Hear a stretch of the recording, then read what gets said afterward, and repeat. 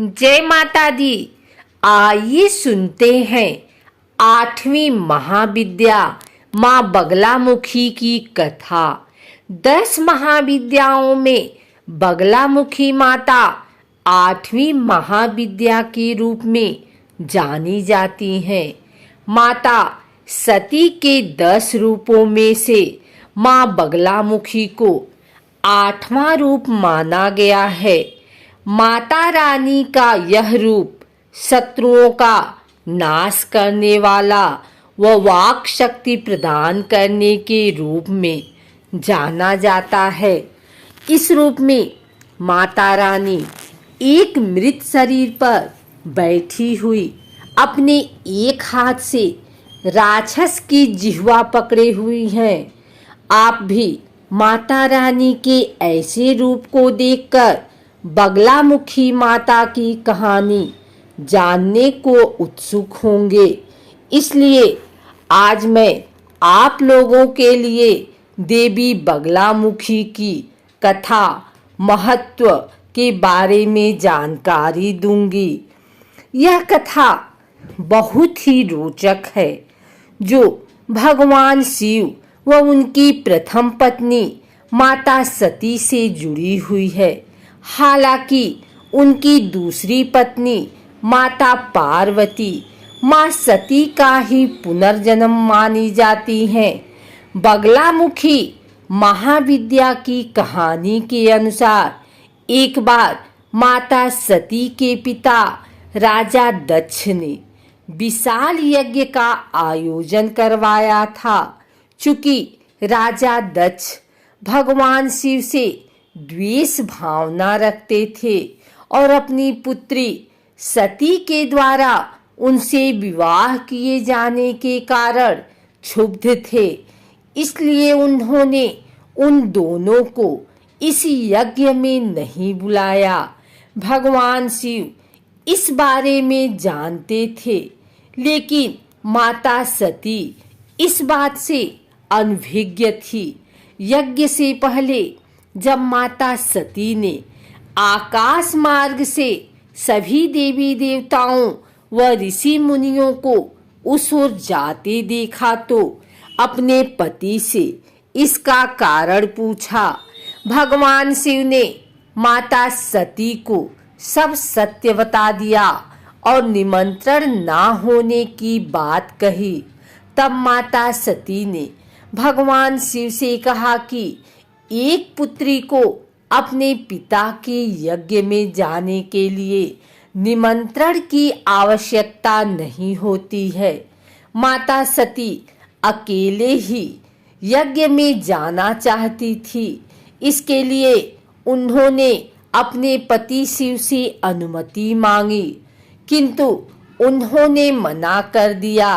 माता सती के द्वारा बार बार आग्रह करने पर भी शिव नहीं माने तो माता सती को क्रोध आ गया और उन्होंने शिव को अपनी महत्ता दिखाने का निर्णय किया।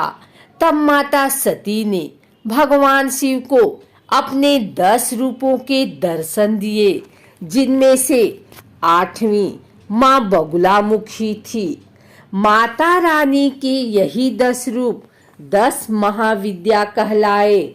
अन्य 9 रूपों में क्रमशः काली, तारा, षोडशी, भुवनेश्वरी, भैरवी, छिन्नमस्ता, धूमावती, मातंगी व कमला आती हैं।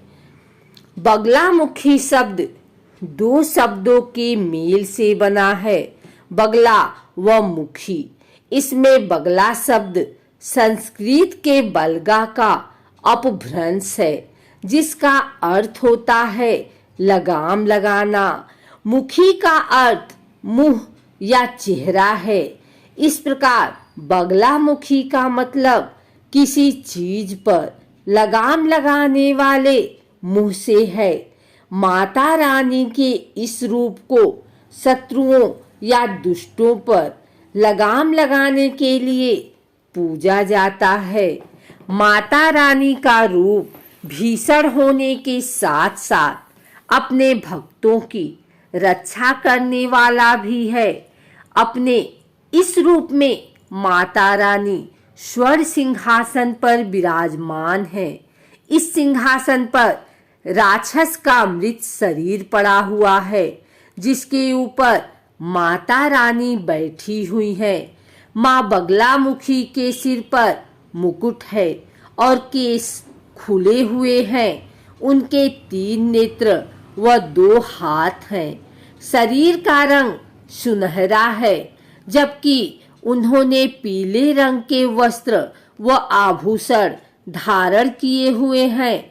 उन्होंने अपने एक हाथ में शत्रु को दंड देने के लिए एक बेलन के समान अस्त्र पकड़ा हुआ है, जबकि दूसरे हाथ से राक्षस की जीभ पकड़ी हुई है।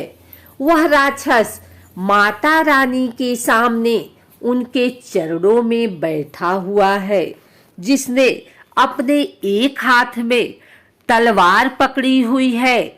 माता रानी ने उसी राक्षस की जीभ पकड़ी हुई है। वह उसकी ओर देखती हुई उसे डराने का प्रयत्न कर रही है। एक बार सौराष्ट्र में भयंकर तूफान ने बहुत तबाही मचाई। तब सभी देवताओं ने माता रानी से सहायता प्राप्ति की विनती की। यह देखकर माता रानी का एक रूप हरिद्र सरोवर से प्रकट हुआ और इस तूफान को शांत किया। उसके बाद से ही माता रानी का बगलामुखी रूप प्रचलन में है। यदि आप बगलामुखी माता की पूजा करते हैं तो इससे आपको कई तरह के लाभ प्राप्त होते हैं। देवी बगलामुखी की पूजा करने से हमें अपने शत्रुओं का नाश करने में सहायता मिलती है। माँ बगलामुखी का एक अन्य नाम स्तंभन देवी भी है, क्योंकि यह शत्रुओं व दुष्टों को अपंग बनाने में सहायक है। इसलिए अपने शत्रुओं से मुक्ति पाने, विपत्ति को समाप्त करने व आगे का मार्ग प्रशस्त करने के उद्देश्य से भक्तों के द्वारा माँ बगलामुखी की विशेष पूजा अर्चना की जाती है व उन्हें प्रसन्न किया जाता है। माता बगलामुखी महाविद्या की पूजा मुख्य रूप से गुप्त नवरात्रि में की जाती है। गुप्त नवरात्रि में माता रानी की 10 महाविद्याओं की ही पूजा की जाती है, जिसमें से 8वें दिन महाविद्या बगलामुखी की पूजा करने का विधान है।